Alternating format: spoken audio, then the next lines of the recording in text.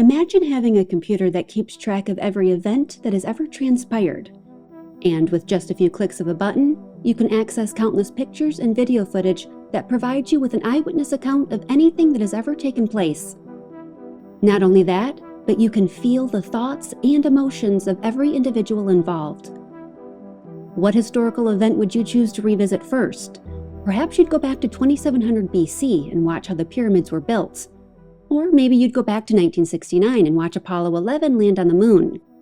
Sounds amazing, right? Well, some say this concept already exists, the Akashic Records, an energetic log of all events, thoughts, and emotions that have ever or will ever occur. Think of it like an archive of the universe. And while there are those who say it's possible for anyone to access the Akashic Records, there's one individual who stands out as a master at reading them, Edgar Cayce. And that wasn't his only gift.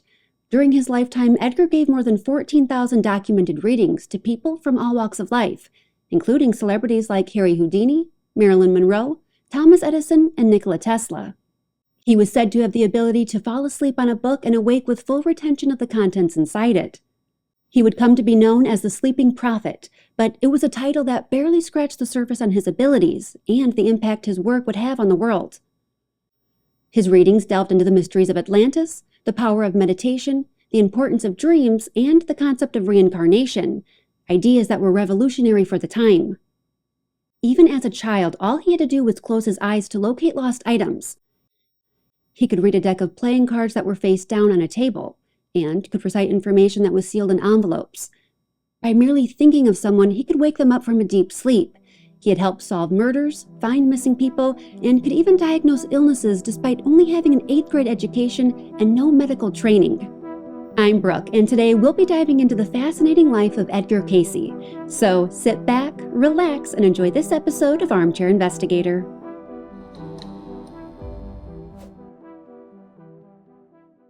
Edgar was born on Sunday, March 18, 1877, in Christian County, Kentucky, to Leslie and Carrie Cayce.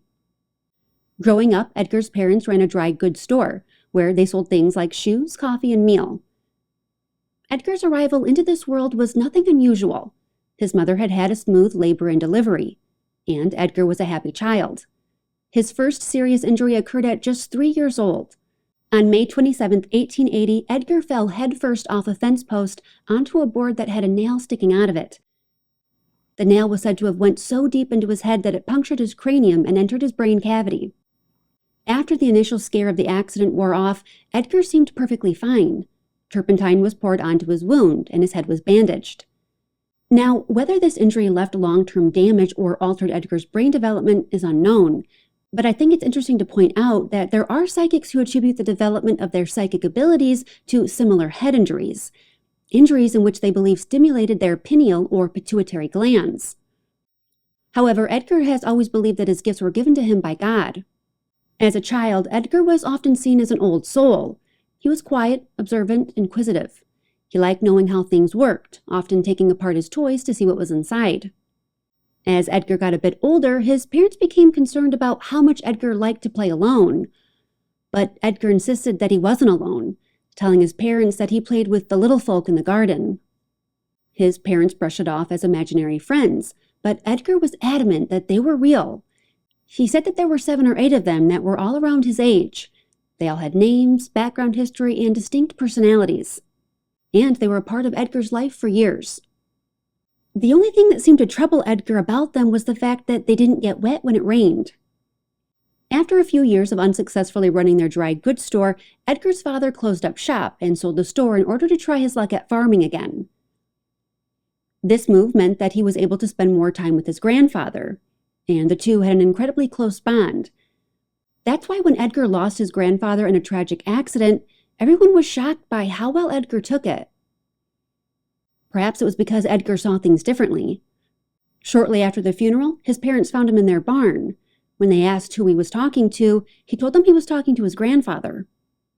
The idea that Edgar was talking to his deceased grandfather remained a closely guarded family secret until he was 5 years old and went to stay with his aunt. You see, Edgar's paternal grandmother had sustained minor injuries when her home caught on fire. Edgar's father thought it best that his mother move in with them until her health improved and the home could be repaired. Edgar was sent to stay with his Aunt Lou and Uncle Clint, as his mother had her hands full with Edgar's 2 younger siblings. And the arrangement worked out for everyone. Because Lou and Clint didn't have children of their own, it meant Edgar got all of their attention. But things began to change when he started talking about their family's past. The things he was talking about he couldn't have possibly known. Events that had happened decades ago when the Cayces first moved to Kentucky. And Edgar was always talking about seeing Grandpa in Lou's barn. It didn't sit right with his aunt. The things her nephew said scared her. She told Leslie and Carrie that they needed to take their son to a doctor, or at the very least, a priest, saying, "He's got the devil in him. No good can come of this." It was at this point that things really began to change. Edgar's little sister Annie was afraid to play with her brother. The little folk Edgar talked about frightened her.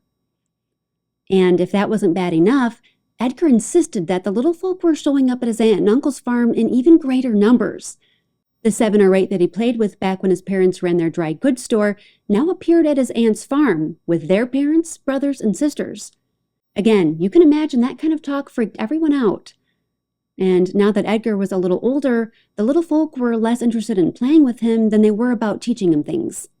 Edgar would later go on to describe how the little folk introduced him to fairies and sprites. He said they came in a variety of shapes and colors and lived among the plants and trees. They actually played an important role in helping things grow. The sprites were smaller than the little folk, but larger than insects. Edgar said he didn't get to spend much time with them, as they wanted nothing to do with humans, and viewed us as interfering in their business. Edgar swore up and down that they weren't a figment of his imagination.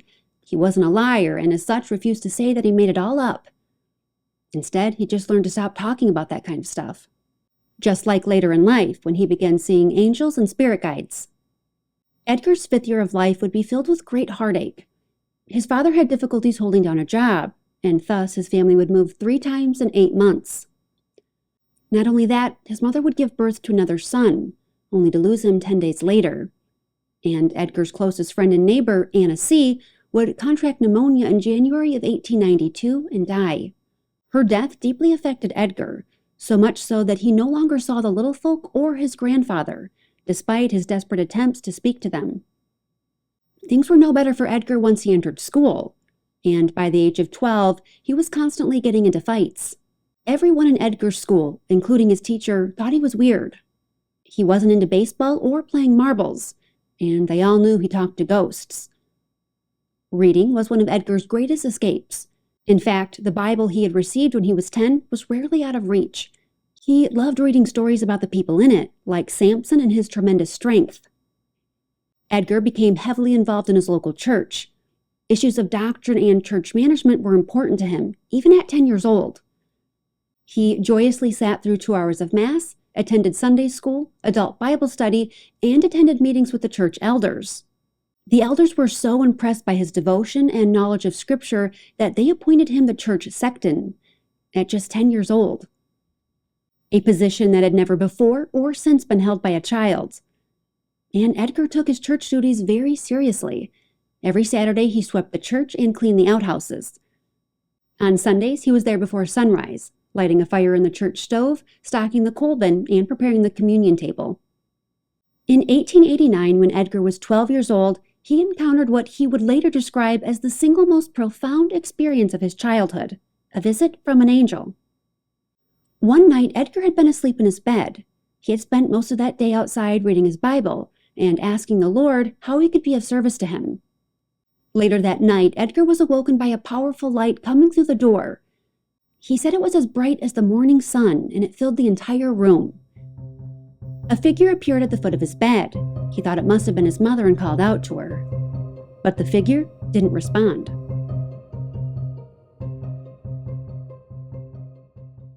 Scared, Edgar got out of bed and went to his mother's room. It hadn't been her standing at the foot of his bed. Perhaps it was just a dream. Edgar returned to his bed, and the figure appeared again. He hadn't been dreaming. The figure gently said, "Thy prayers are heard. You will have your wish. Remain faithful.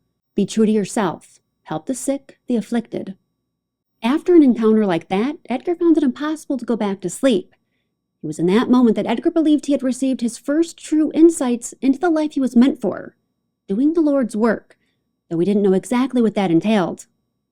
Edgar kept his encounter with the angel to himself for years, and it took him even longer to understand the nature of his gifts. Ultimately, he had concluded that he had been born with special abilities that couldn't be perceived through our five senses, and with each year that passed, it became more apparent to him that he had psychic abilities. At 13, Edgar discovered one of his most interesting abilities. See, as part of his daily lessons at school, he would be asked to spell certain words out loud.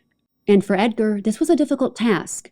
He was years behind his classmates in every subject. Staying after school to write the spelling words on the chalkboard didn't help either. One night, Edgar's father had been helping him with his spelling lesson.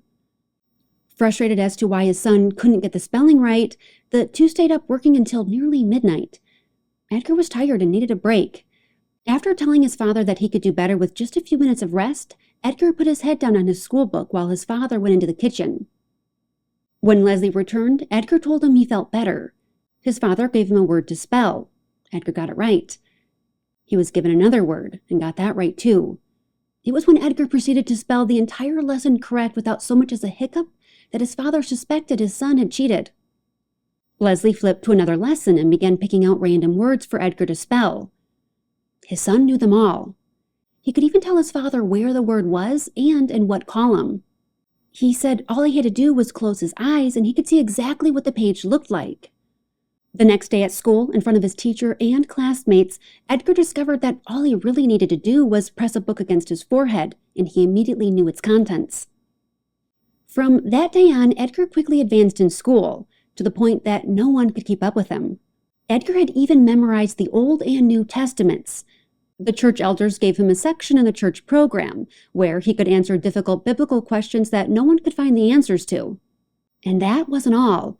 Edgar could remember anything that was read out loud to him before he went to sleep, even memorizing a 110-page speech his father had read to him as part of a bet. He wasn't allowed to hold or touch the speech either. Edgar would go on to recite all 110 pages of the speech in front of his entire school, the parents, America's new ambassador to Peru, 2 future mayors, and various teachers. It was even written about in the Kentucky New Era paper. Within the span of a single year, Edgar had moved from 3rd grade to 6th. At 14, Edgar would again experience an unusual event. He had been playing with his classmates at recess when he was hit by a baseball in his lower spine. Edgar blacked out and remained unconscious until the next morning, when he woke up in his bed. The accounts of what happened from the time Edgar passed out until he woke up the following morning all shared a similar thread. To them, Edgar appeared conscious, though he was acting unusual. They said it was as if he had been possessed by a demon. His sister Annie had witnessed the entire accident. According to her, when Edgar was hit, he didn't appear to be physically hurt. He fell down but got up right away and dusted himself off. Once recess was over, he returned to the classroom with everyone else. That's when he began acting strange. He was interrupting the lesson and making rude comments, not at all typical of the usually polite and quiet Edgar. And it didn't end there. On the walk home from school, he was rolling around on the ground, jumping in ditches, and stopping horse riders and carriages, all with a devilish grin on his face. At dinner, he threw food at his sisters and taunted them. He was sent to bed early that night, where reportedly, as soon as he laid down, began saying strange things. In between his incoherent rambling, he talked about things he couldn't have known, like his teacher's intimate relationship with the school's superintendent. He even announced the outcome of the next presidential election, saying, "Hooray for Cleveland!" At some point, Edgar's tone became serious, asking his parents to make a compress for the back of his head using specific ingredients, telling them, "Do that and I'll be all right." And he was. The next morning, he got out of bed, got dressed, and ate breakfast. By 15, Edgar knew that he wanted to be a preacher and carry out God's work. Despite his remarkable academic progress and a generous offer to have his college education financed, Edgar stopped going to school and took a job growing tobacco for his uncle. In Edgar's mind, he needed to get serious. He was tired of being seen as different. It was time for him to close the door on things like fairies, imps, and angels.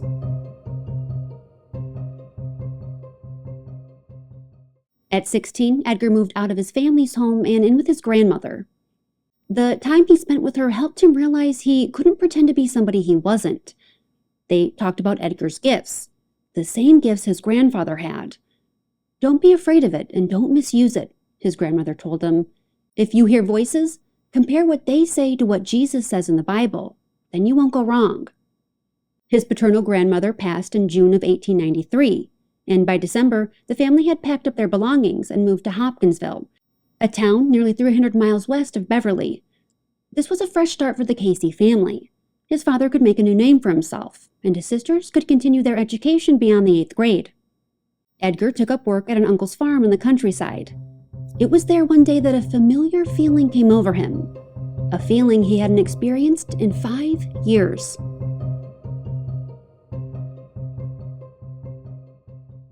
Edgar had just returned from lunch and was working in the field fixing a broken plow. As he knelt down, he heard a humming noise, and a sense of calm washed over him. Then he heard a familiar voice. It was the angel that had appeared to him when he was 12. It said, "Leave the farm. Go to your mother. Everything will be all right." And Edgar listened. He took his mules back to the pasture, packed a few items, and left for Hopkinsville. But he didn't know what he was supposed to do next. Eventually, Edgar got a job in town at Hopper's bookstore, and he loved it. It was the first bookstore he had ever seen. He couldn't believe the sheer amount of books it had. Later, he would compare farm life to sustaining the physical man, while books sustained the mental man. Edgar worked at the bookstore for 3 years, first taking home a salary of $10 a month, then eventually $15 a month. And while Edgar slept on hundreds of books, the Bible still remained his one true love. Edgar's life would again pivot on April 5, 1898, during a chance encounter with Dwight Moody, one of the most popular charismatic preachers of his time. Edgar loved Dwight's interpretation of the Bible, and the two became fast friends, so much so that Edgar opened up to him about his experiences, everything from the little folk to receiving messages from an angel. And Dwight not only believed him, but assured him that there were others who had similar experiences. He reminded Edgar of all the Bible passages that spoke of encounters with angels, specifically highlighting a passage from the book of Numbers, in which God says, "Hear now my words. If there be a prophet among you, I, the Lord, will make myself known unto him in a vision, and will speak unto him in a dream." For Edgar, this was monumental. For the first time in his life, his abilities were being accepted by someone outside of his family. And not only that, he wasn't being looked at as strange. Before Dwight left town, he reminded Edgar that there were other ways to serve God besides becoming a pastor. And while Edgar would never see Dwight in person again, the preacher would appear to him over the years in his dreams. From that point on, Edgar began to look at his life differently. He saw possibilities instead of roadblocks. And just as preacher Dwight Moody had accepted Edgar for who he truly was, another family in town would welcome him with open arms as well, the Salter family. The Salters were considered liberals with radical ideas during a time when most people were closed-minded. They believed women had a right to vote and opened their home to guests from all walks of life. Edgar felt completely accepted by them. In time, they all learned about his ability to memorize books held to his head and openly asked him questions about his childhood. He told them about his strange dreams and how he could sometimes see colors around people when they were feeling strong emotions. It wasn't long before the Salters knew more about Edgar than his own family. They were captivated by his gifts, even testing his abilities with a deck of playing cards. It's reported that Edgar read every card correctly from front to back without ever turning them over. He even helped them find lost objects in the house. Hanging out at the Salters is where Edgar met and eventually married Gertrude Evans, proposing to her just days before his 20th birthday. In the summer of 1898, Edgar took a new job 180 miles away in Louisville, working at J.P. Morton, a wholesale book distribution and printing company. While in Louisville, Edgar joined the First Christian Church and rented a room at a boarding house for $5 a month, something Edgar could barely afford. On his first day of work, he shocked everyone by reciting the entire upcoming fall catalog, including every book, author, product, and price. His manager was so impressed that he gave his newest employee a rooming allowance of $1.50 a week, on top of his $5 a month salary. Although Edgar had been hoping for more, he quickly found other ways to make money. He made frames for a local art gallery and worked as a night shift ticket master for L&N Railroad, which gave him free tickets to visit his fiancée Gertrude on holidays and long weekends. It wasn't long before Edgar started making a name for himself at work. He could answer any question that was thrown his way, helped the traveling salesman, and was even able to convince one of the wealthiest families in town to do business at J.P. Morton, something that earned him a raise of $10 a month. When that wealthy family decided to foot the bill for a major store expansion, Edgar was given his own office and a substantial raise. He would now be making $40 a month. Even though things were going so well for him in Louisville, pressure from his and his fiancée's family to do the right thing and marry Gertrude weighed heavily on him. In order to get Edgar to move back to Hopkinsville, his father got him a job as a traveling life insurance salesman. That, coupled with the additional income he made from selling mail-order items from the J.P. Morton catalog, Edgar was making roughly $50 a month. However, that job wouldn't last long either, as Edgar began suffering from severe migraines and debilitating laryngitis. With Edgar not able to travel, his father's life insurance company soon went under, and Edgar found himself in need of new work. That work came in the form of being an apprentice photographer for an old friend he met at Hopper Brothers. Edgar learned how to develop photos and assembled picture frames. And just like with all the other jobs Edgar had had, he quickly excelled at photography too. Which couldn't have come at a better time. In 1900, photography was one of the fastest growing businesses in the country. It wasn't long before Edgar made a name for himself taking portraits. But he was still suffering from laryngitis and barely able to whisper more than a few words at a time. After agreeing to try out hypnotherapy as a means to cure what was going on inside his throat, 23-year-old Edgar underwent a series of hypnotic sessions that proved helpful in getting his voice back. But that wasn't the only thing these sessions did. After undergoing a number of hypnotic therapy sessions, Edgar learned how to put himself in a deep trance.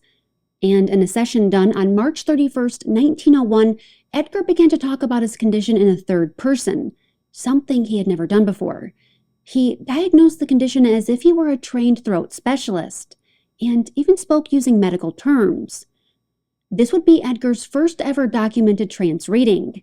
And not only that, it opened the door to his psychic abilities, a door that would be hard to close. Word about Edgar's abilities began to spread through Hopkinsville. It wasn't long before others were seeking him out for help with their troubles. Edgar and the local hypnotherapist, Al Lane, set up shop in a small office. Within their first year, the two men had done roughly 80 trance readings on patients, and they learned a number of things about Edgar's abilities. For instance, he had difficulties going into trance after he had just eaten.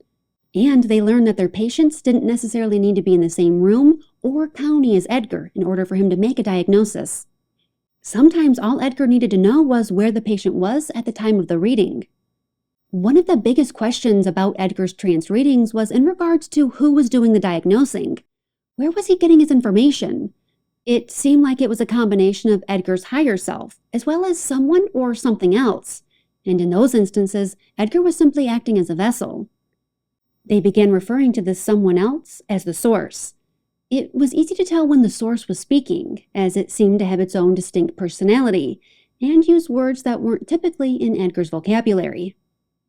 One of Edgar's most memorable cases was that of a daughter of a Hopkinsville physician who was having trouble breathing. The girl had been examined by various doctors and had received x-rays at the hospital, but no one could figure out the cause of her troubled breathing, until Edgar got involved. While in a trance, he could see that a small button had gotten lodged in the girl's throat. He could even see exactly where it was in her windpipe. When physicians finally located the button, it was where Edgar had said it would be.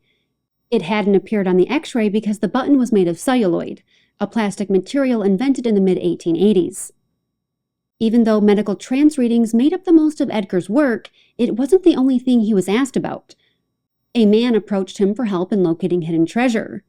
However, his reading ended abruptly with the message, "This land and this treasure does not belong to you, and it wouldn't be right to give you the information."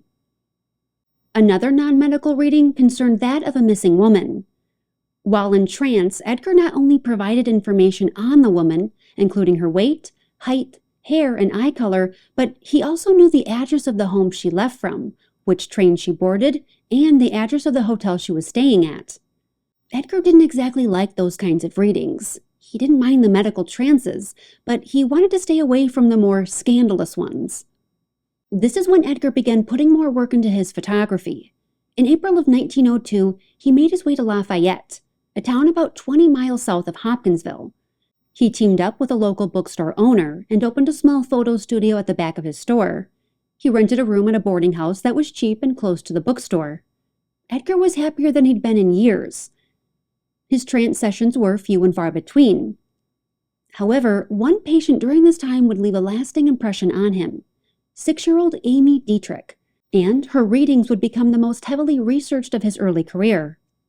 Edgar got involved in Amy's case in August of 1902. Her father, Charles, was one of the most well-respected and intelligent men in Christian County. He had been a school superintendent for many years, and practically everyone in town knew about the tragic situation with his daughter, Amy. See, when Amy was 2, she had contracted diphtheria, a bacterial infection in the nose and throat. Thankfully today it's pretty rare in developed countries, but for children especially, diphtheria can be deadly. Amy's case was so bad that doctors believed it had caused her brain to stop developing, and in fact considered her intellectually disabled. Edgar's first trance for Amy lasted roughly 20 minutes, and when he awoke, her mother was in tears. See, Amy's brain hadn't developed beyond that of a 2-year-old. Her parents took her to specialists all over the United States, but none of them could help. And the last doctor they took her to in Cincinnati diagnosed her with a rare brain disorder that was deadly, saying that she didn't have long to live. Edgar's reading was unlike anything they had ever heard, and, most importantly, it gave them hope. Edgar had told them that her condition wasn't directly related to diphtheria, like they had previously been told. Instead, he told them that it was due to a spinal injury she had received before becoming sick. Her parents confirmed that Amy had indeed hurt herself years ago while stepping down from their carriage. Edgar explained that the germs that had caused her convulsions had settled in the damaged area of her spine. In order to protect itself, Amy's body had formed a membrane around the damaged area, but over time it had thickened, causing decreased blood flow to her brain. Edgar assured them that their daughter could heal and recover with osteopathic adjustments. She was given one that evening and received a second on the next morning. She would go on to receive 3 more adjustments. Edgar returned home to Bowling Green, unsure if he would ever hear from the Dietrichs again. But a week later he was given an update. Amy had said the name of her favorite doll, a huge milestone. A few days after that, he received another update. Amy had called for her parents by name. By the 3rd week, she was able to sit in a chair and cut out pictures using scissors. By the 3rd month, Amy was reaching all of the milestones of other 6-year-olds her age. She would go on to graduate college at the top of her class. A short article about Edgar and his gifts appeared in the Hopkinsville Kentuckian, and while he was happy to have helped the Dietrich family, he didn't want the notoriety that came with it. On June 17, 1903, after a 5-year engagement, 26-year-old Edgar and 23-year-old Gertrude were officially married. Edgar's gifts would become a constant strain on their marriage. Gertrude didn't like when he did readings, and she wanted to live a quiet, anonymous life. But those dreams would be smashed a week after their marriage, when a newspaper article was published about Edgar in the Bowling Green Times-Journal. After the article came out, people in town began to distance themselves from Edgar. Psychic healer, they wanted no part of it. The newlyweds were asked to leave the boarding house they were staying at. The owner of the bookstore Edgar worked at asked him to find another job, and eventually the church he attended asked him to leave. Gertrude's family helped Edgar open his own photography studio. If it had been up to Edgar, he would have left trance readings as a thing of the past, but he still required monthly sessions for himself to help with his vocal cords. Edgar turned to Dr. John Blackburn for help. By this point, Edgar could put himself into trance. He just needed someone to act as a hypnotherapist and provide suggestions to him. Edgar's first trance session with Dr. Blackburn took place at Blackburn's office. Everything went according to plan until Edgar woke up. He noticed that Dr. Blackburn looked pale and was trembling. He later admitted to having asked Edgar questions of a personal nature. And Edgar knew things he couldn't have possibly known. From that moment forward, Dr. Blackburn became a steadfast believer in Edgar's abilities. Dr. Blackburn even insisted that a team of doctors be assembled to study the phenomenon. Edgar agreed to it. 6 doctors were chosen, and they would go on to study Edgar for a year and a half. Naturally, the doctors were skeptical of Edgar's abilities and issued a battery of tests to be done. One test involved one of the doctors randomly choosing a piece of paper from a safe deposit box.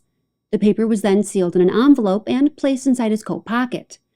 The coat was buttoned and another overcoat was put on top of that. They wanted to see if Edgar could read what was on the paper. And he could. Not only did he read the contents of the paper, but he even read the signatures that were on it. Another test was conducted in which the doctors wanted to see if Edgar could tell the sex of unborn babies. 9 expecting mothers, all patients of the doctors, were used as test subjects. Edgar wrote down the gender of each of their children. He had gotten all 9 predictions right. The doctors also wanted to know how Edgar was healing his own speech difficulties. While in trance, Edgar explained to them the power of the mind over the body. Edgar believed that a person could establish control over their thoughts. They could use that control to heal, or even possibly harm themselves, saying, "Every thought is a deed." He wanted to prove his point by doing an experiment. He told the doctors to pick someone they all knew and assumed to be healthy. Edgar wanted to show that it was possible to convince a person that they were sick when they really weren't. They chose one of the doctor's sons to be their test subject. Then they arranged to have people randomly encounter him throughout the day and remark on how ill he looked. Edgar foretold that not only would the doctor's son start to feel sick, but he would literally become sick. The day of the experiment, Claude, the doctor's son, was told he didn't look well during breakfast. Claude said he was fine, that he'd never felt better. The second encounter Claude had was with the local pharmacist. And just like at breakfast, the pharmacist commented on how Claude didn't look too well. This time Claude said he was feeling a little achy between the shoulders. At Claude's next stop, someone there too asked how he was feeling. Claude said he felt horrible and that his stomach hurt. By the end of the day, Claude was indeed sick with the flu. The success of the experiments the doctors ran prompted them to ask Edgar about their own patients. Another demonstration of Edgar's abilities came from a professor at Bowling Green Business College, who was interested in a murder that had taken place in his hometown. Police didn't have a suspect or motive, and all they knew was that the woman was shot sometime in the afternoon when she was walking down her stairs. Professor Lambert was hoping Edgar could help move along the investigation. While in trance, Edgar told the professor that the victim's sister had done it. He even provided the name, make, and serial number of the pistol she used. Edgar explained that the gun was purchased in Roanoke, Virginia, and could even see how many empty chambers it had. And then Edgar provided perhaps the most important piece of evidence: where to find the pistol. After the sister fired the weapon, she threw it into the rain gutter on the roof. From there, it slid down the drain pipe and could be found where the gutter entered the sewer. Professor Lambert sent the information to Canadian police. And listen to this. The information they provided was so accurate that the Bowling Green Police Department received arrest warrants and extradition for both Edgar and the professor. The sister later admitted to what she had done, and the charges against both men were dropped. And then there was the time Edgar supposedly levitated. Edgar had been doing a reading for a baby with infantile paralysis, during which he began speaking too fast for Dr. Blackburn to write everything down. That's when Dr. Blackburn allegedly put up his hand and said, "Hold up there, not so fast." At the mention of the word up, Edgar apparently floated up from the couch. Dr. Blackburn was so shocked by what he had seen that he quickly pulled his hand back, at which point Edgar fell back onto the couch. Word of Edgar's abilities began crossing state lines. He started giving readings to more and more influential people. From 1906 to 1907, he gave readings to Thomas Edison and Nikola Tesla, 2 men who were both exploring a possible connection between electricity and psychic phenomena. Tesla even talked about receiving mental pictures of blueprints through dreams and visions. Edgar also had similar talks with Tim Brown, an engineer who helped found Delco, an automotive electronics design manufacturer, and Mitchell Hastings, a pioneer of FM radio. In trance readings, Edgar often said, "Electricity is at the heart of all life. Electricity is life." At the age of 29, Edgar's health began to decline. On the evening of January 1st, 1906, he had been working in his photo lab when he collapsed. Two men who were at the studio called the doctor across the street, as well as Dr. Blackburn. Nobody could detect a pulse. More doctors were called in, and Edgar was given injections of morphine and wrapped in hot towels in an effort to warm him up. And yet, there was still no sign of life. Eventually, his face turned gray. The men covered his body with a blanket and pronounced him dead. When Dr. Blackburn finally arrived, he sat down by the sofa and began talking to Edgar's body. He suggested that Edgar wake up, start circulating his blood normally, and that his pulse increase. After 30 minutes, Edgar's muscles began to twitch, and a pulse was detected. Finally, he opened his eyes. Dr. Blackburn walked Edgar home. The following morning, floral arrangements and cards began arriving, and get this, Edgar's obituary had been published in the morning paper. After nearly 4 years of marriage, on March 16, 1907, Edgar and Gertrude welcomed their first child, a son they named Hugh. Edgar was thrilled to be a father, but he had even more responsibility to provide for his family now. Just like in years prior, he took a step back from doing readings and put all of his focus on photography. To save money, Gertrude and baby Hugh moved back to her child at home, while Edgar slept on a mattress in his studio. And for those of us who wonder if psychics use their talents on things like the lotto, well, listen to this. By September of 1907, Edgar and his family had found themselves in financial debt. His photography studio had started on fire with no explanation, though there were whispers that it was arson. On top of that, he owed Gertrude's family for helping him start his own photography studio in the first place. They had mortgaged their house in order to get the funds. Edgar resorted to using his abilities to make money, first paying off Gertrude's family debt and then their own. He and his father acted as bounty hunters and collected rewards for finding robbers and thieves. They also used his abilities on the commodities market, meaning buying and selling raw products like oil, gold, and coffee. He even dabbled in the stock market, where he made roughly $20,000 and used that money to pay off outstanding bank loans. Then he applied his abilities to betting on horse races and used his winnings from that to finish paying off his debt. Edgar's financial situation was looking up, but it came at a cost. He soon found he was no longer able to receive any messages while in trance, even when a session was genuinely being used to help. To Edgar, this was a clear message that he was being punished for misuse of his gift. He had been using his abilities for materialistic gain, and now the source had gone silent. After reflecting on the things he was using his God-given talents for, Edgar realized that he as a person was also changing, and he didn't like who he was becoming.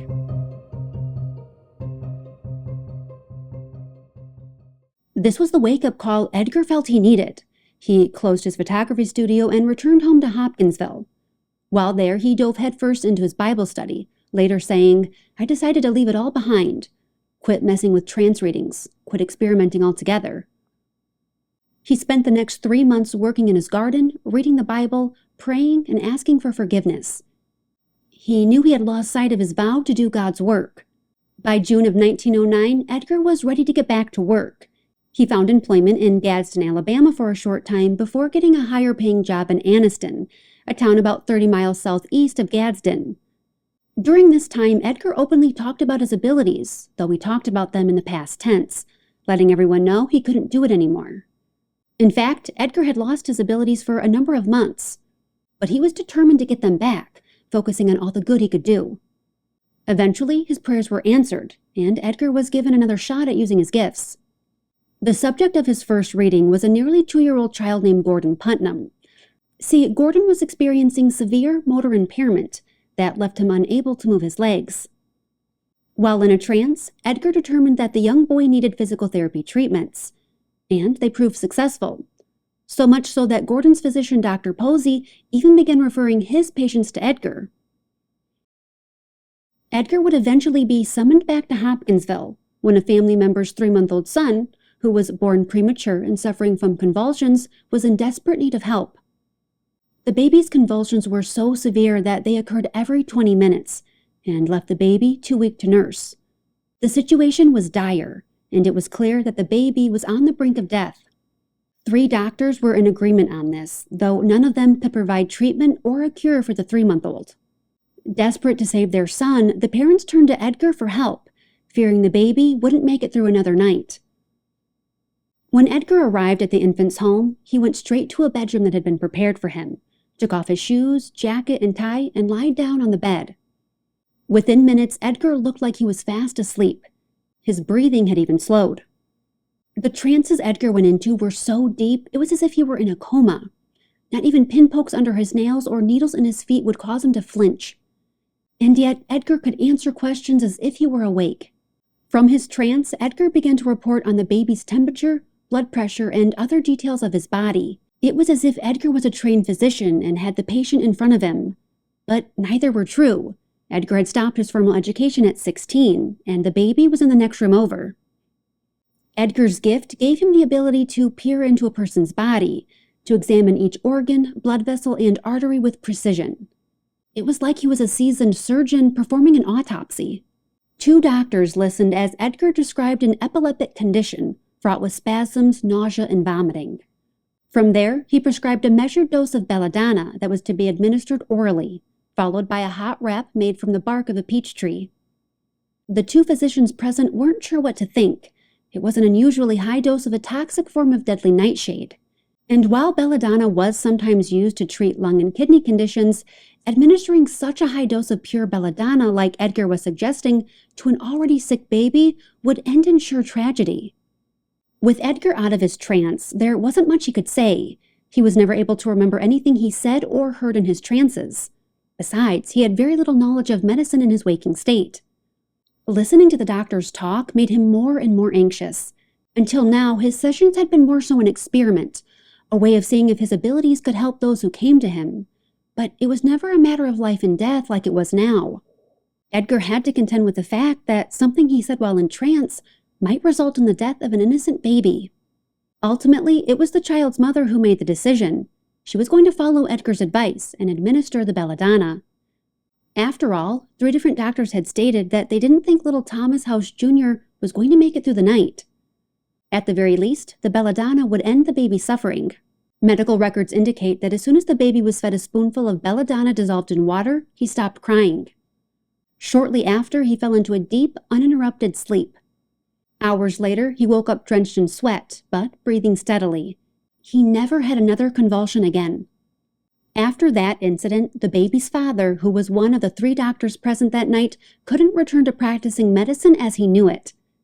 As far as he was concerned, he had witnessed a miracle. Years later, he would close his private practice and work at a hospital dedicated to Edgar and his healing abilities. And Edgar was changed that night too. To him, this was yet another sign that his gifts could be used for good. Edgar would eventually cross paths with a doctor named Wesley Ketchum, who had patients in Hopkinsville that he wanted Edgar to do readings for. Edgar agreed, but on one condition: he would only do readings for sick people. What he didn't tell Edgar was that he and another doctor had been working on a paper about Edgar and his abilities in the medical field for over a year. When the paper was published, it made waves in the medical community, and practically overnight, Edgar became a sensation. He was given an offer to return to Hopkinsville and make a business out of doing readings. People were coming from all over to be seen by Edgar. In fact, Dr. Ketchum already had patients waiting in line outside of his office mere days after the article was published. In the first month alone, Dr. Ketchum received nearly 10,000 letters and over $2,000 in cash. And the letters and money kept pouring in. Edgar had a decision to make. Was he going to fully accept his gifts, or would he continue to keep that part of himself somewhat of a secret? Edgar was going all in. On October 12, 1910, he signed a formal 5-year contract. His father would be conducting the readings, and a woman named Catherine Faxon would be recording the sessions. The building they rented contained 3 rooms for his photography and 1 room for psychic readings. Though, here's the thing, Edgar was no longer in the room with patients. In fact, most of the time they never even met him. This was done for legal purposes, as Edgar wasn't a licensed physician. And at the end of the day, it just wasn't necessary in order for Edgar to give a reading. Instead, he set aside 1 hour in the morning and 1 hour in the evening to enter a trance and answer medical-related questions that Dr. Ketchum wrote out. This worked out so well for everyone that this arrangement would continue until late in Edgar's life. There was also a provision in the contract about treating those who couldn't afford to pay. I mentioned earlier about the entity that spoke through Edgar when he was in trance. It was the source of Edgar's information and would literally be called the source. Those that helped with trance readings could see a distinct personality between Edgar and the source. Everything from grammar to bedside manner and even humor. When asked once how a person should overcome worrying, the source simply said, "Quit worrying." Then there was the matter of Edgar not needing to be in the same room or county as the patient he was reading. Dr. Ketchum was convinced that Edgar was basically astral projecting to the physical location of the patient. Edgar could see their physical surroundings, knew the weather conditions of their particular area, and would even comment on the type of clothing the patient was wearing, color and all. Edgar slowly started trying to understand what actually went into a reading. He began reviewing session transcripts and noticed a common theme. For example, he noticed that a poor diet seemed to heavily impact a person's coordination, eyesight, and sense of smell. He also noticed that many of the treatments recommended included the use of various electrical devices.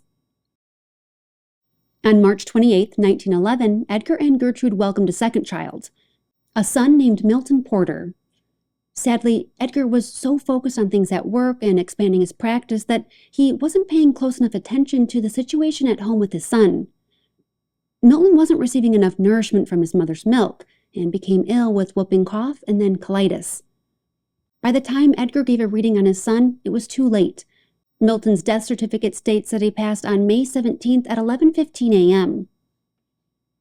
Subsequently, Gertrude would become severely ill. By July, she could no longer get out of bed. She would eventually be diagnosed with tuberculosis. Edgar begged her to let him do a reading on her, but she refused. She never embraced his gifts like the rest of her family. In early August, she finally agreed. For Edgar, this would be the most important reading he would ever do. It would end up setting a new standard for all readings to come. On August 2, 1911, Edgar spent 45 minutes discussing virtually every major organ in Gertrude's body, plus her nervous system. He started at the top of her spine, moved to her lungs, diaphragm, digestive tract, then colon. Treatments included spinal adjustments, inhaling liquor, remedies to cleanse her blood, a diet rich in iron, and laxatives that were to be injected directly into her colon. When Edgar came out of his trance, a specialist from Louisville remarked that Edgar's reading was the most remarkable discourse he had ever heard on tuberculosis. And just like with Edgar's reading on baby Thomas, the doctors were in agreement about the diagnosis. It was the treatment protocol that concerned them. Specifically, the medication. While in trance, Edgar recommended a combination of things like heroin and creosote be mixed together and placed in a capsule. Even Dr. Ketchum, one of Edgar's biggest supporters, was concerned, later saying that he was sick in his soul, his heart, and his body because he didn't see how Gertrude, in her current condition, could survive the treatment. But the source insisted that she would live if the treatment protocol was followed. After being given the first capsule, Gertrude stopped hemorrhaging. The fumes from the apple brandy helped clear the congestion in her lungs. After a few days, her fever broke. By the second week, she was recovering beautifully, and Gertrude was finally now a firm believer and supporter of her husband's work. In January of 1912, Edgar moved to Selma, Alabama to open a photography studio on behalf of the H.P. Tressler Company. At the time, Selma was one of the fastest-growing cities in the state. He rented an apartment on the third floor, just above the photography studio, and would move Gertrude and Hugh down a year later. During their early days in Selma, Gertrude acted as Edgar's trance guide and became one of the biggest advocates of Edgar's ability. She also managed the photography studio, made appointments, and did its bookkeeping.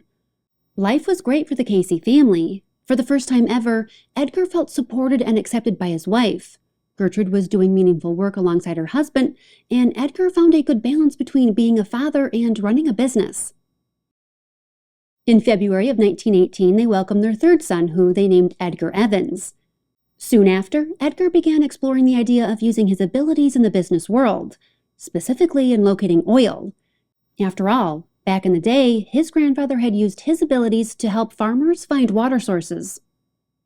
His first test oil reading was for the Sam Davis Petroleum Company, then the Lucky Boy Oil Company. It wasn't long before Edgar saw just how greedy and conniving the oil industry was. So much so that by 1920, he made the decision to start the Edgar Cayce Petroleum Company. But Edgar's good fortune wouldn't last, and by March of 1922, he began to suspect that members of his crew didn't want any oil to be found. Edgar's life was funny that way, a constant roller coaster of success followed by being flat broke. By the fall of 1922, Edgar found himself in Denver, Colorado, giving readings to the owner and publisher of the Denver Post. And for an all-expense-paid trip, Edgar was in no position to turn down the offer. Frederick Bonfils, the owner of the Denver Post, was so impressed with Edgar that he offered him $1,000 a day to give readings. The only catch was that Frederick wanted to be in charge of the PR, and he wanted Edgar to change his appearance and wear a white silk outfit and turban. He also insisted that Edgar be chauffeured around in a Cadillac. Edgar would need to give 2 readings a day and remain behind a veil. But Edgar turned down the offer, saying, "I'm not a showman, nor am I going to be portrayed as one." Again, Edgar took his gifts back home and set up shop in his photo studio. In September of 1923, he hired 18-year-old Gladys Davis to be his stenographer. Little did she know then that she would begin her life's work. She was highly organized and established protocols that would take Edgar's readings to the next level. She took down readings in shorthand and later typed up 2 copies of the session, one for the client and one for Edgar's records. Thanks to her, thousands of transcripts of Edgar's readings are archived. It wasn't long after hiring Gladys that Edgar began dabbling in astrology. When asked if the planets have anything to do with our destiny, he replied, "They do," stating, "The strongest power in the destiny of man is the sun, then the closer planets at the time of the birth of the individual." Then he began doing life readings. On December 5, 1923, he gave his wife Gertrude hers. During this reading, the source said that Gertrude's soul had waited several hours after birth to enter her physical body, even though Gertrude was born in the early morning.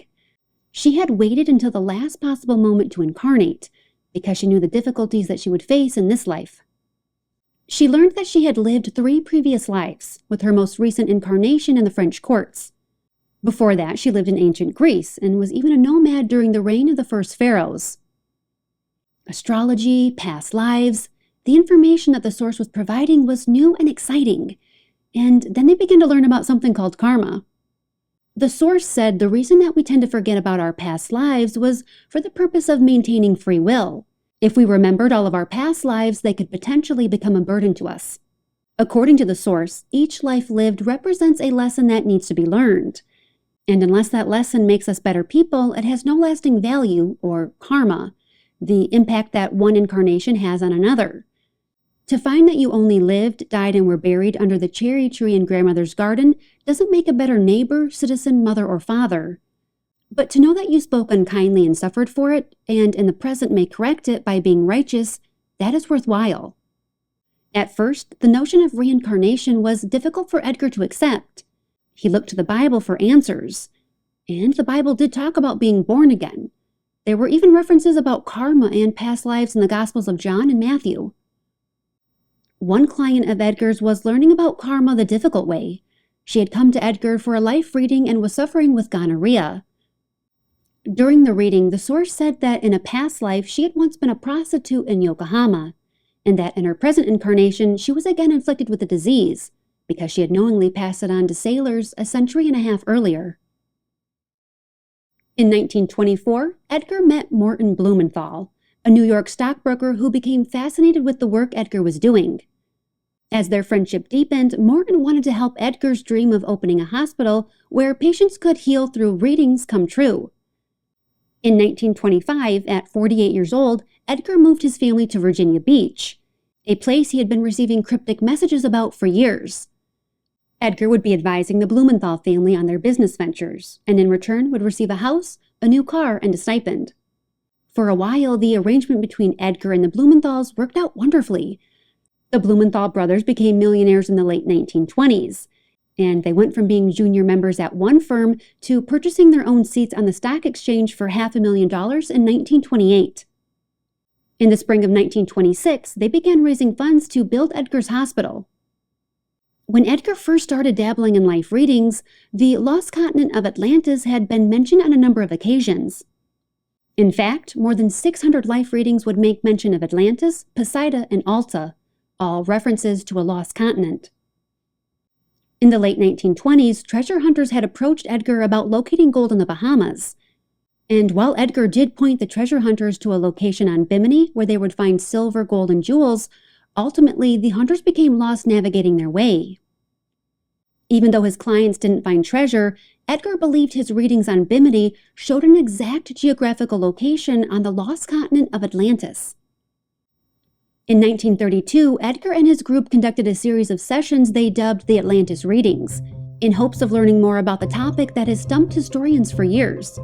And his readings came with a warning.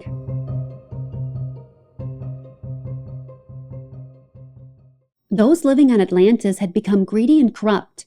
They were no longer abiding by God's law, and as such saw the destruction of their world.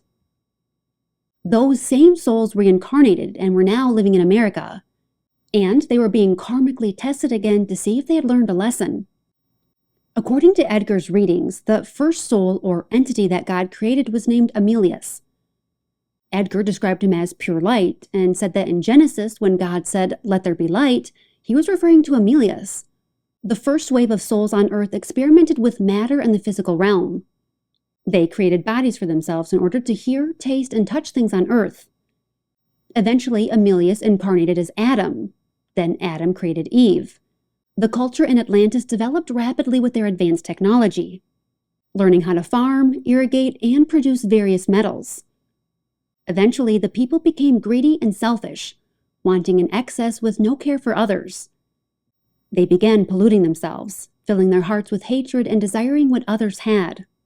They used their technology to develop weapons for hunting, ultimately leading to the end of the first phase of life on the continent.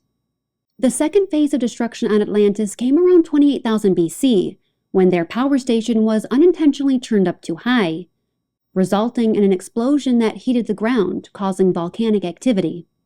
The explosions were of such great force that they created tidal waves and flooded parts of the world, which, according to Edgar and the source, was depicted in the Bible with Noah building his ark. The third and final phase of destruction for Atlantis came when they learned how to alter atomic particles.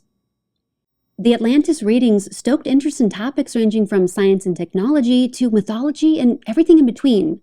According to the source, the reason our present civilization was making such great strides in technological advancement was due to the reincarnation of Atlanteans, pointing to the fact that Edgar and Gertrude had gone from riding a horse and buggy to driving a Buick. In February of 1927, land was purchased for Edgar's hospital, and in June of 1928, construction began. The main building would have 4 levels. The ground floor would house therapy rooms, an x-ray machine, and a fluoroscope machine. The main entrance would be on the second floor, with stairs leading up to it from the outside. Inside would be the lobby, a library, doctor's offices, a lecture hall, and treatment rooms. The third and fourth floors would house beds for 30 patients. Because the source had always said it was healthiest to live a balanced life of work and play, Edgar had tennis courts, croquet, and shuffleboards installed on the property. He also added a meditation garden behind the main building so that patients could not only seek physical and mental help, but also spiritual help. Edgar chose to forego a chapel, as the source always reminded him that the body was the true temple of God. As the hospital neared completion, it was decided that overnight stays in single rooms would be billed at $100 a night. Double rooms facing the ocean would be $65, and ward rooms were $45. Treatments like hot baths and osteotherapy were $2 a session. Physician salaries were set at $800 a month, with operating expenses split between the higher-ups. On February 11, 1929, the hospital admitted its first patient, a man named Charles Dillman, who was suffering from a chronic sinus condition. After a 9-day stay, his condition was cured. During the first 3 months of 1930, Edgar gave 210 readings, and the wait list for appointments steadily grew to 2 months out. With the hospital having its own dedicated stenographer to record trance sessions and a team of board-certified physicians to chart patient progress, it was possible to see the extent of Edgar's readings and recommendations. Not only was he recommending homeopathic remedies, but it became clear that he was also using ancient Egyptian and Greek medical practices. Edgar was also making recommendations that were unheard of at the time. He spoke about combining certain foods and how it affected the body. He recommended that people avoid combining foods that digested at different rates or required different acids, saying that one food would be digested while the other would sit and ferment in the stomach, causing issues. He even talked about the importance of balancing the pH of our bodies. Amazingly, the dietary guidelines that Edgar promoted in the 1930s are still in practice to this day. Edgar's notes also reference the importance of lymphatic circulation, with the source referring to lymph fluid as white blood, stating that since the lymphatic system had no pump of its own, like the arteries, to get things moving, that we had to find other ways to move lymph fluid around the body. One method Edgar recommended was massage. In fact, many of his protocols involved 20 minutes of exercise, stretching, walks, and head and neck rolls a day. Edgar lost his hospital in 1931 due to a combination of strained relationships with investors and the economic crisis of the Great Depression. Doctors and therapists were fired, hospital equipment was sold, and the building was turned into a hotel later that summer. It would go on to become a nightclub and then a Masonic temple. That same year, in 1931, Edgar founded the Association for Research and Enlightenment, or ARE, in order to provide holistic health services, workshops, and retreats. The years that followed were tough years for the Cayce family. Edgar continued to give medical readings, but it was barely enough to make ends meet. On July 5, 1937, Edgar gave a reading to a man named George Putnam, the husband of Amelia Earhart. You see, 3 days prior on July 2nd, Amelia and Frederick Noonan disappeared over the Pacific Ocean. George was hoping that Edgar could help fill in the blanks of what happened. While in trance, Edgar stated that Amelia's plane had run out of fuel and crashed on a coral reef about 90 miles northwest of Howland Island. He said that Amelia and Fred were alive, and that there was still time for rescuers to locate them. However, during a second reading done on August 1st, Edgar sadly informed George that Amelia had died on July 21st, 3 days after rescuers had given up searching. Years later, remains were found along with wreckage from an airplane near the location that Edgar had pinpointed in his first reading. By the early 1940s, membership in the ARE had increased, along with demand for readings. Edgar was bringing in $300 to $400 a month, which meant he could devote his time to spreading his teachings. Throughout 1941 and 1942, Edgar was repeatedly warned about his poor diet habits and health issues. He was notorious for not following his own advice. He was more of a do-as-I-say, not-as-I-do type of person. He smoked 2 packs of cigarettes a day, ate a high-fat diet, and had long stopped going for walks. There were even times when the source seemed to be angry with Edgar for not taking better care of himself. But Edgar was busier than ever. A slew of articles and books published about him brought in nearly 1,000 new members to ARE, and he had received around 4,500 requests for readings. Edgar's mail had to be delivered by the sackful. During one 6-month period in 1943, he received over 3,000 letters, and his waitlist for new readings would eventually reach 5 years. While the Cayce's financial situation had improved, the national publicity Edgar was receiving would also come with its downfalls. Edgar loved teaching Sunday school and Bible study, so much so that he rarely missed a class. But once his story made headlines, members of his congregation didn't feel comfortable with a psychic teaching scriptures in their church, even though Edgar had been an active member for 16 years. There is some evidence that the United States government was also keeping tabs on Edgar. It's long been rumored that Edgar maintained some kind of secret relationship with government officials, allegedly taking calls from President Woodrow Wilson in late 1917 or early 1918. On May 30th, 1944, Edgar had a private meeting with an unnamed government agent who was seeking advice. Later, in a letter to his son, Edgar said the visitor was one of the higher-ups, who was an advisor to those in authority. Edgar's health only continued to decline, and in August of 1944, he suffered a stroke that left him partially paralyzed on his right side. In late September, he suffered another stroke. Then, on January 3, 1945, Edgar passed away at home, surrounded by family and friends at the age of 67. Eventually, the ARE published Edgar's papers. His family, friends, and supporters felt his readings provided insight on diverse topics like medicine, prayer, health, and personal transformation. They could serve as resources for anyone. Their goal wasn't to build a following for Edgar Cayce or convert anyone, but to allow people from all walks of life to remain in their faith while learning things that Edgar discussed in his trance sessions. In 1955, Edgar's son Hugh bought back the old hospital building that his father so desperately wanted to succeed. The building became the new ARE headquarters and housed all of Edgar's papers. In a study conducted 5 years after Edgar's death, doctors who had consulted with Edgar were surveyed about his diagnoses. A doctor in Bronxville, New York said that in all 12 cases he had consulted Edgar on, his diagnoses were perfect. A physician in Detroit who had consulted Edgar on 20 patients estimated his accuracy to be at 80 to 90% correct. Another doctor in Port Washington who had consulted Edgar on 9 patients also gave Edgar 100% accuracy. Edgar and his work were under constant scrutiny. On one side you had the believers, and on the other you had the non-believers. The New York Times published front-page articles about him, while the Chicago Examiner vilified him. Some said Edgar was a savior, while others denounced his gifts as evil. But he didn't let critics stop him. He gave readings on anything and everything. Some wanted to know if they should get the organ transplant their doctor recommended. Others wanted advice on how to get rid of arthritis. He answered questions about the universe, how to improve relationships, Christianity. Nothing was off limits. Edgar's abilities had even stumped master magician Harry Houdini, who had dedicated his life to exposing the fraudulent practices of mediums. And Houdini wasn't the only one investigating Edgar. The FBI launched their own investigation into how Edgar did what he did. And just like Houdini, they too were unsuccessful in exposing deceitful tactics. Sir Arthur Conan Doyle said he was in a class all his own. Visionaries like Nikola Tesla and Thomas Edison received ratings from him, as did engineers at IBM.